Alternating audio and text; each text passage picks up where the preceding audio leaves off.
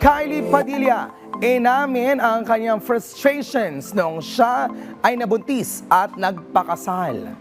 Sa isang interview kasama ang kanyang tita na si Bibi Gandanghari, inamin ni Kylie Padilla ang kanyang frustrations nang siya'y mabuntis sa kalagitnaan ng kanyang karera at inaming nagpakasal lamang siya upang mapasaya ang mga tao sa kanyang paligid.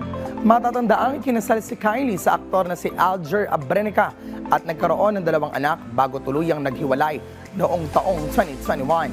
Ibinahagi ng aktres na nasayang ang kanyang mga pinaghirapan upang mabuo ang karakter nito sa hit show na Encantadia dahil kinailangan niyang magpahinga nang siya ay mabuntis. Sa kabila ng lahat, tinanggap ni Kylie ang kanyang mga naging pagkakamali at napatawad na rin niya ang kanyang sarili. Ngayon, focus na siya sa pagiging isang single mom. Ngunit bukas pa rin ang kanyang puso sa isang tao na kayang magmahal at magtaguyod sa kanya at sa kanyang mga anak.